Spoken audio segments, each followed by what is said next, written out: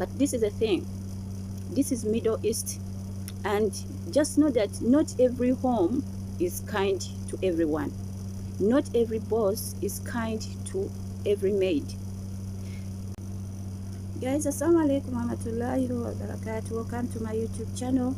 My name is Amina Wills, and I always make videos concerning housemaid life, what you know, what you don't know. This is a platform to enlighten every housemaid out there. And today we are going to be looking out on mistakes that we make as housemaids. So please subscribe for those who haven't subscribed. Hit on the notification button so that you don't miss out on every video that I upload. Okay guys, mistake number one, or point number one that we make as housemaid, is becoming an open book. I don't know whether you understand by the meaning of an open book, but I'll try to explain this.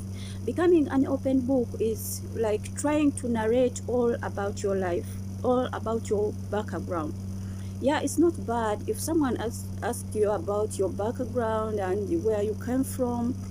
Maybe they're interested in knowing how you came to come, or how you came up with an idea of coming to work as a maid. But this is the thing, you shouldn't be like open to everything and everyone too. Like, you don't have to open everything that is in you to everyone. I don't think you understand me, but this is the thing. If someone asks you about your whereabouts, then just narrate for them one or two things about you. Yeah, I came to work as a maid because of this and this. This is what led me to come and work as a maid, and that's all. And if someone is continuously like asking why and what have you come for, please try to review your mind and think twice before narrating everything about you, and ask yourself, why is that person interested in your personal stuff? So please, that is the mistake number one that we make. If someone asks you, please try and avoid narrating everything about you. At least tell them one or two things, and that is the end of everything. Another point is gossiping. Gossiping, I'll put it this way. Guys, sometimes some bosses are kind of social, and it puts you in an awkward state as a maid. So when someone is social to you, like brings in other stuff, talks about other things, brings in something that is not related to work, like sometimes they just want to see how you react on something. They don't really want to see your way of viewing things, but they want to see how you like interpret what they're telling you. Sometimes they gossip about maybe your fellow maid, they gossip about maybe their fellow relatives and so on, someone whom they don't want, whom they hate, like that. Please guys, don't get involved in such discussions. When your boss tends to gossip with you, if it's in your work circle, I mean, if the topic is concerning about your work, then you're right, you can say something about it. But if it's outside your work, please, keeping quiet is very, very good. It's a very better weapon. Let someone narrate each and everything that they think is good or it's bad for themselves, but you shouldn't reply any bad word, because in case that you do something, it will eventually come back to you. So please guys, stop gossiping with your bosses.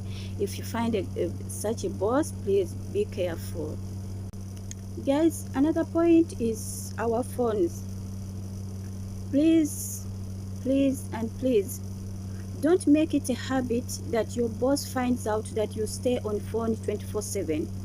I know this one, everyone has his own idea, but the truth is, if you let your boss know that you stay on phone 24/7, it will be an excuse in case there is a problem with your boss. They will probably say you stay on phone 24/7. So please, because we are in the foreign land, we probably can't stay without our phones. because our phones are like everything. They're like our relatives, they're like anything to us. So please make sure that when you're staying or when you're communicating with your relatives or you're doing something with your phone, at least try to be private. Yeah, if it is a case of like maybe you have an urgent calls or urgent communications, that's okay, but don't make it a habit, because some bosses barely like their housemates with phones. They barely don't want to see you with your phone every time, because they will think you don't work but you concentrate on communicating and doing all other stuff on using your phone. So please, if you're communicating or you want to check on your phone, try to at least be like secrecy. Yeah, that will help you. And also, in case there is a problem, you definitely defend yourself. Another point, guys, is our eating habits. I know this one is so like something like someone will say, I have to eat because I need the energy to work. Without eating, how will I gain the energy to work? Yeah, fine, you're right. You have every right to eat, you have every right to do whatever you want to do. But this is the thing, this is Middle East, and just know that not every home is kind to everyone. Not every boss is kind to every maid. First of all, learn the people you're working for. Know and understand how they behave. Is that person really so kind that even if they find you eating like they don't feel anything? Ask yourself before doing something, because if you just act rashly, you'll eventually end up like not getting what to eat. Sometimes some homes they're different. You can find a place where they lock every food stuff in the fridge. But have you ever asked yourself, why do they do that? Why do they lock food from people to get it, or from a housemaid? It is maybe because of our eating habits. Maybe some people find out that maids can eat everything, they don't care, and they end up locking their food. They don't leave anything for a maid, they like hide every food stuff. So please, before you act, before you do anything, first know the people you're working with. If you eat everything, are they that kind of people who can't like feel anything? So please learn how to eat, or learn how to not create problems on your side, because you can end up maybe leaving that home peacefully, but the next maid who will come in that home after you making some mistakes, they will be the one to suffer. Guys, another point is our dressing code. As I mentioned before, first know the people you're working for. Dressing like the hijab or veiling up yourself, like when it comes here in UAE, it's different, because here in UAE we have different natives, we have different people, and everyone in his home has their own rules. So in UAE is different. I've seen a lot of Filipinos not veiling, and they are just very comfortable in any dressing code. They can put on anything that they want, and that's fine with them.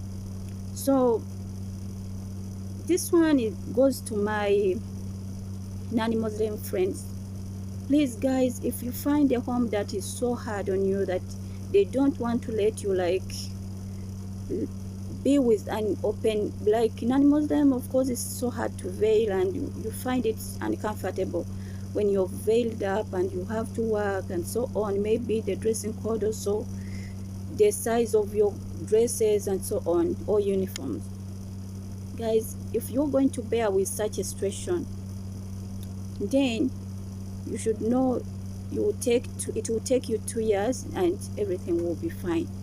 But if you're not going to bear with such a situation, you should know at the beginning. If you find it hard, then talk to your bosses.